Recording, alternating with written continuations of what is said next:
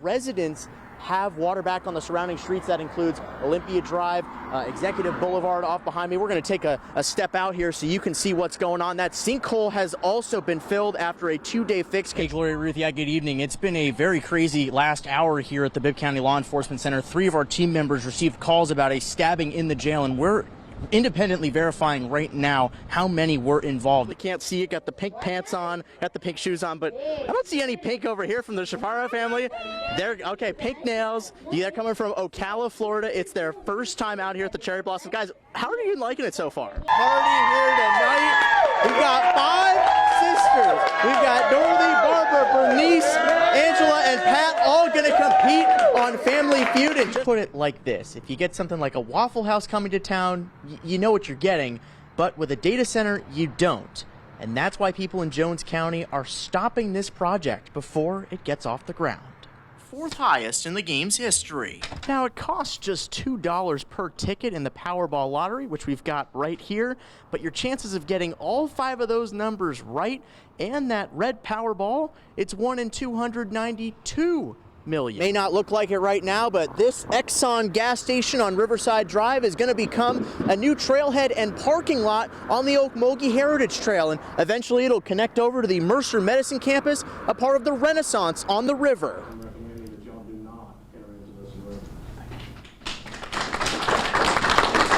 Monroe County Attorney Ben Vaughn's statement sent the commission chambers into applause Tuesday. Citizens packed the room to hear the latest on a proposed data center in the area. Google purchased 950 acres on Rumble Road last month for $42 million. The company's attorneys presented a non-disclosure agreement to Vaughn, who says the county didn't have the proper policies in place to handle something like this. It's really a notification agreement. Your obligations are governed by the Georgia Open Records Act.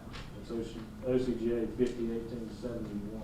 Which reads in part, quote, all records shall be open for personal inspection and copying, except those which by order of a court of this state or by law are specifically exempted from disclosure. State law also protects certain trade secrets like electricity demand or water usage from public disclosure. County commissioners voted unanimously not to enter the agreement at this time. I asked Mr. Vaughn what Google was looking to keep confidential after the meeting. He replied, quote, I don't know, and the county hadn't gotten that far yet. Joshua Pruitt's family has 10 acres of land on Rumble Road. He's not in favor of the data center, but says not signing the NDA was the right decision. We're proud of his recommendation to the county commissioners to not sign an NDA because that is clearly not what the county wants. And it's time as us as representatives of our community to take a stand. Carol Edge, another Forsyth homeowner, believes the language in the agenda was misleading, causing public outcry. If Google wanted to go into this non-disclosure agreement,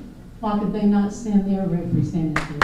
Some residents now want commissioners to go further and pause new data center permits, something District 3 Commissioner John Ambrose said he would support. Reporting in Forsyth, William Bazzone, WGXA News. Macon Coliseum opened its doors 57 years ago. Now, county officials say it may be time for a change. It's a very, very fluid situation.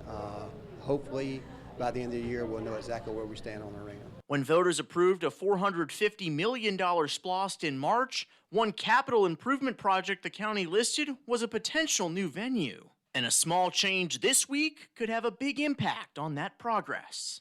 There's about 2,400 parking spots here in the Macon Coliseum parking lot, and 425 of those are leased to Piedmont Hospital on a yearly basis. But on Tuesday at the county commission meeting, they changed that to a monthly lease in the event an arena plan comes up here in the county. According to the mayor, a request for qualification is set to return to the county this month for building plans. But some folks in Macon think an arena isn't necessary. Michaela Brooks commutes to her job at Gordon Food Service, and she says traffic is already an issue near the Coliseum and I-16 entrance. It's literally backed up over there because a lot of people come from downtown, that's why. So they need to spend more areas and stuff, like more space for everybody coming in. But adding random stuff like that, I don't really think it's important, honestly. Ed DeMille lives at McAfee Towers in East Macon and goes to the Coliseum regularly. From Macon Mayhem games to Monster Jam, he thinks the current venue works just fine. I just don't feel that there is the amount of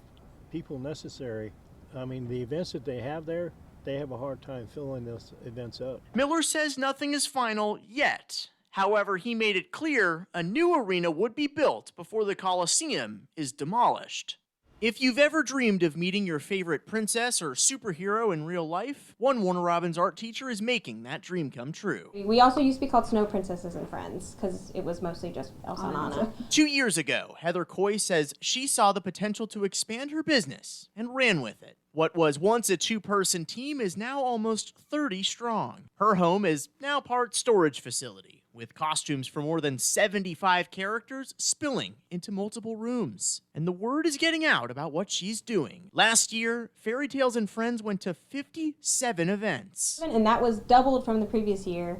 And so far this year, we are even doubling what we did last year. Emily Nick, one of Coy's cast managers, jokes that kids in Middle Georgia are getting smarter at recognizing who they are. It's crazy just how they distinguish you between the different characters, and just that's who they see as that character. The business celebrated its 11th year in business earlier this month, and while it continues to grow, Suzanne Knight says the principle that guided them to get here hasn't. Want to do everything you can to preserve the magic for that child, because we know, and we've watched kids grow up our whole lives, like we know that there's a certain point where, you know, kids stop believing in magic. And Lindsay Richardson wants to make sure everybody feels they have a hero to look up to. Especially in the community that I grew up in, because I didn't have anyone to do this for me, and so now I get to give back in this way. And just being able to share that with kiddos who look like me is just really special. In a world that moves fast, they're reminding kids it's okay to believe in fairy tales a little longer. In Warner Robins, to infinity and beyond. Fabulous. William Bazzone, WGXA News.